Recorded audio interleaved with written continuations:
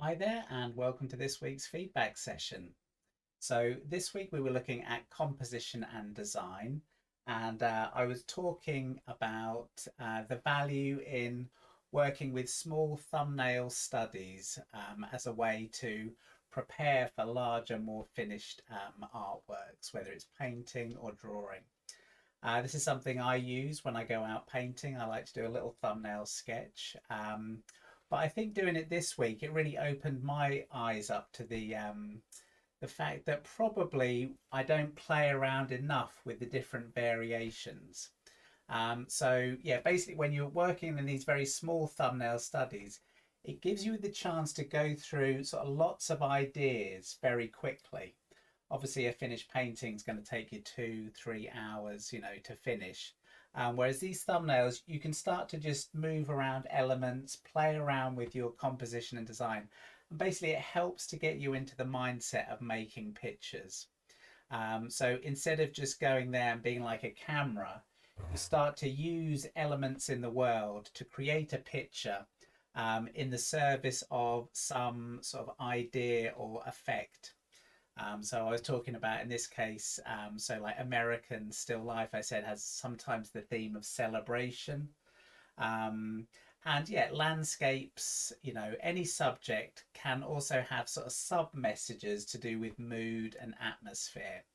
And how you create mood and atmosphere is a lot to do with how you arrange objects and play with the relationship between objects and empty space.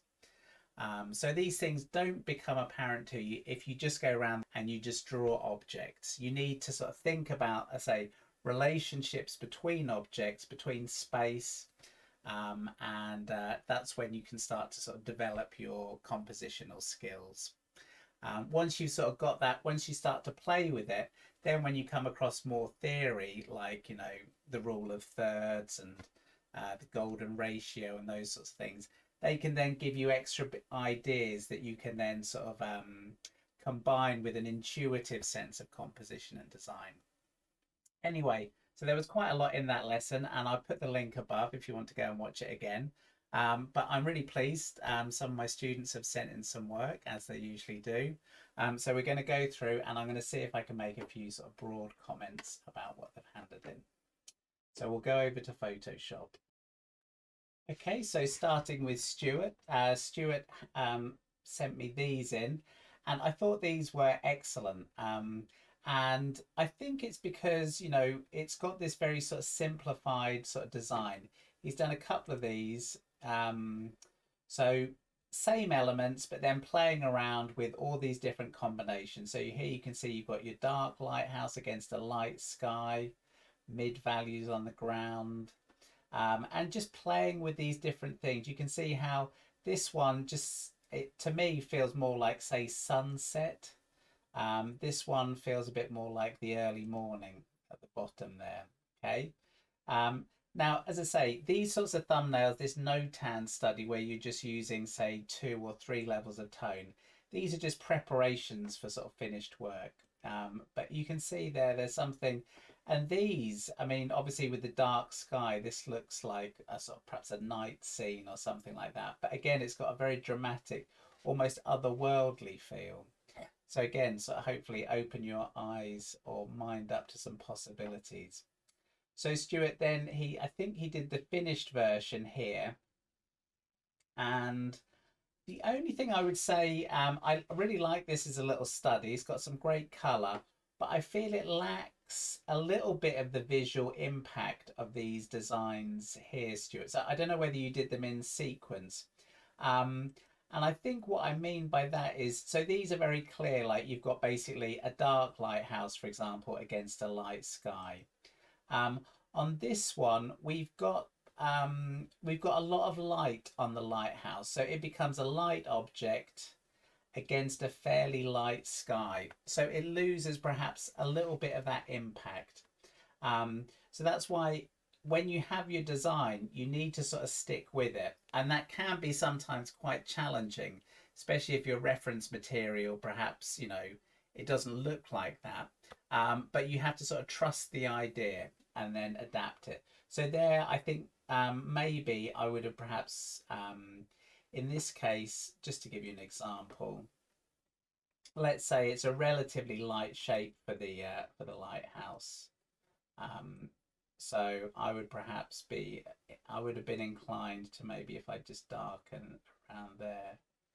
So perhaps if we make that more of a mid value, okay, there, something like that. So then at least the lighthouse is that it's got more something to play against. So this is like the opposites, the idea that you put darks against lights, lights against darks, a bit like a yin yang. So yeah, so you're playing one against the other. So by doing that, I played a sort of mid value against that lighter shape of the lighthouse. But yeah, good study, Stuart. Thanks for that. And then Alison, no coincidence here, I don't think, but she's done a lighthouse as well. You can see something a little bit similar. So I'll just show you these first. So she sent me in some little sort of thumbnails and excellent pages here. I mean, all of these I think could work as paintings. I think they all have a lot of potential. And it's just really, exciting to see, all these little ideas. And so, if you want to do some painting of a lighthouse, Alison, you've got all this reference now, you've got all these ideas. You only have to borrow inspiration for the details of, like, say, the people and the sky and stuff like that. But this is like your the essence of perhaps some paintings that you could do of these subjects. So yeah, I liked that one, and I liked these again. So all the elements we talked about. I quite like this one because you're playing with scale. I think that one works well. It's got that, maybe it's got the emptiness of the Suffolk landscape there. So yeah, very nice. And then going back to the lighthouse. So yeah, the lighthouse is good because you basically you've got a dark shape of the lighthouse. Yes, it's got a little bit of light on the side, but overall it's a dark shape. And it's playing against a mid-value cloud there, light shape there, and a mid-value ground.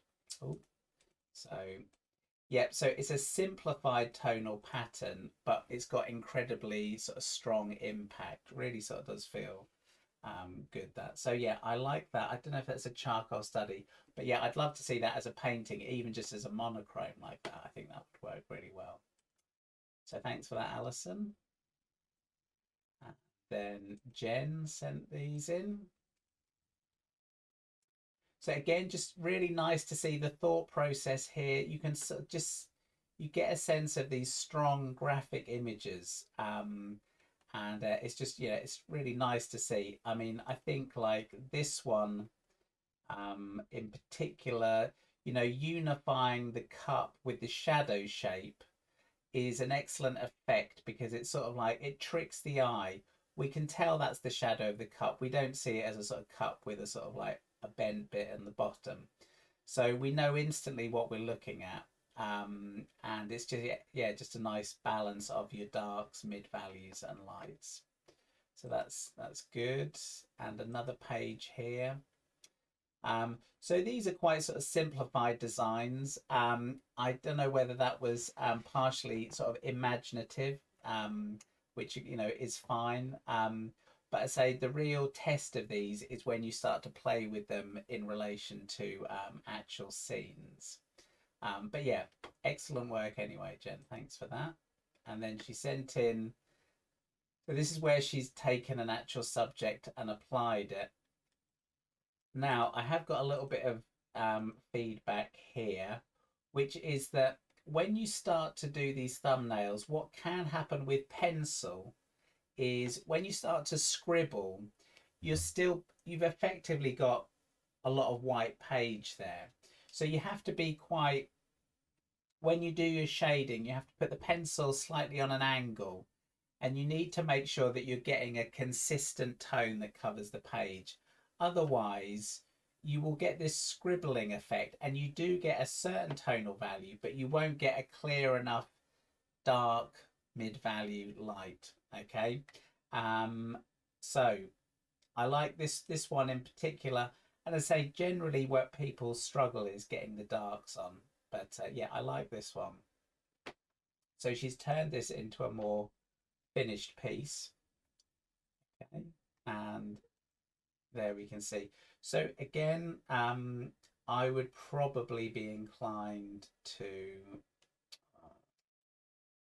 increase the tonal values slightly.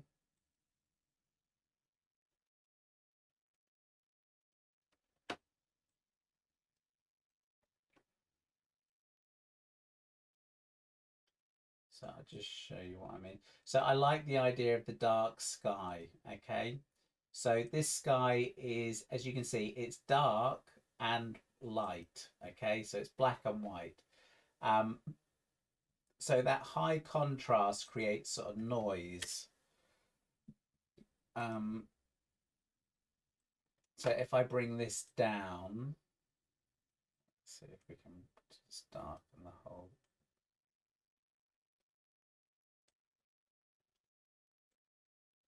Okay, so darken that there.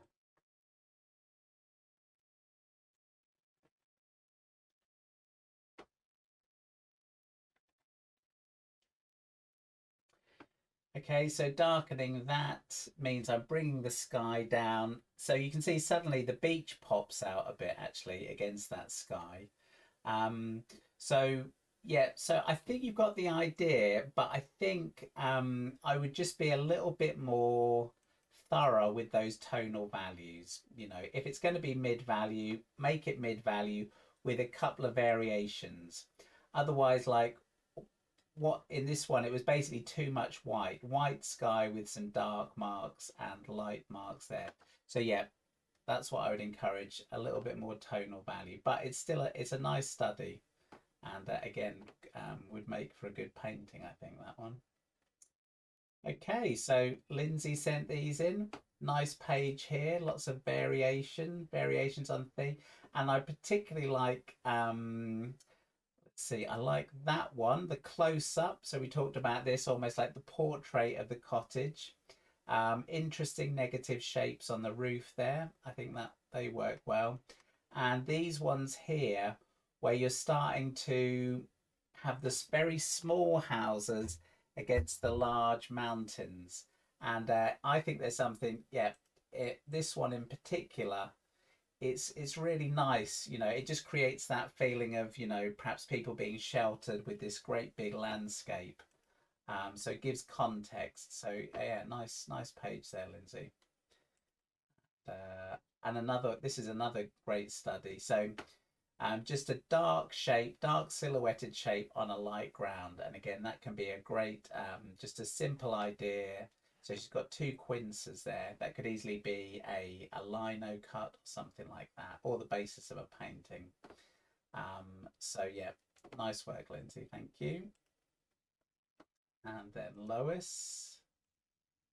So these are the sorts of things that I was encouraging people, you know, just to play around with. And this is, you know, a great example. So just lots of variations on the theme here of the pear on the background. And there's some, you know, again, there's some great ones there. Lots of potential. Again, I like this linking the silhouette of the pear with the shadow shape to create these unusual forms. So yeah, nice things happening there. And she turned one of them into a more finished piece. So yeah, again, really nice. So what can we see here? We've got basically the pears as dark and light against the mid-value table. So yeah, I think that works a treat, that one. The only element I would have changed is that highlight there. Okay, because it's surrounded by dark, I think it would have been better as a mid value. Okay, so I would just do that as a Photoshop.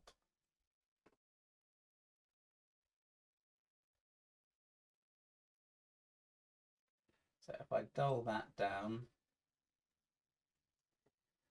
so hopefully there you can see it doesn't perhaps pull the eye as much. So it still explains the shadows and the way the light is coming across, but somehow it doesn't pull the eye quite so much as that light shape. Okay, remember what I was saying is light tends to pull the eye to, you know, we're interested in the lights. So just to be aware of that. But yeah, excellent study. And then Margaret sent this little thumbnail in. And again, even though it's incredibly simple, I do like it. I think it's got a great sense of sort of space, emptiness, and, you know, just that idea that you don't need a lot of elements to make for a good painting. Maybe, you know, I'd be perhaps, it's a little bit half and half though in terms of the horizon line. So again, usually you would want to try and emphasize one or the other.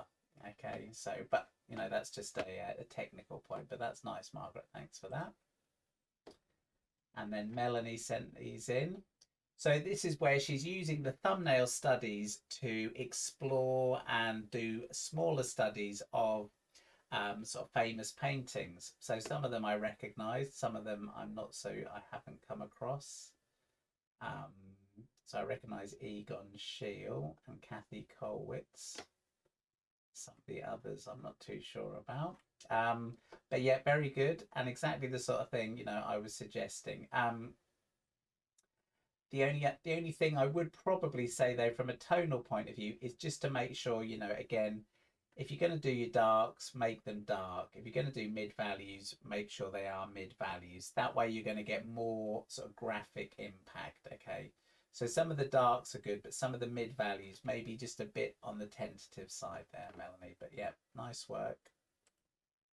And she's done another page. So here, this is much better. I mean, in terms of the tonal values, I think this page is excellent. And yeah, I do recognise some of these, especially this one, Caspar David Friedrich, who is an artist I did quite a few sort of studies of when I was at university. And again, that is a great silhouette, you know, just from these simple shapes. And then the mid-value mountains, you know, we get this great sense of depth, and the Edward Hopper one at the bottom there. So again, you just start to get a feeling of how these simple ingredients can make for light, atmosphere, mood. In particular, the Hopper one, great balance of lights and darks. So yeah, great studies there, Melanie. Thanks for that. And Phil. So Phil is thinking about his project, which I'm encouraging my students to have a go at in the class, and also thumbnails. So again, nice little study of a view from a boat, working in monochrome with watercolors. So yeah, nice little study there. Maybe you could push the mid values a bit darker, but again, that's just being a bit picky. That's nice, Phil. And then he did another one. This was a study from a painting that Phil has, which is good. So again, just maybe, I think the tonal contrasts, I would increase the contrast. Okay, so I think it's just a case of making the mid values a bit darker. So if you can see, by doing that, increases the impact slightly. I know it's harder to do with watercolors because they lighten as they dry. So let's,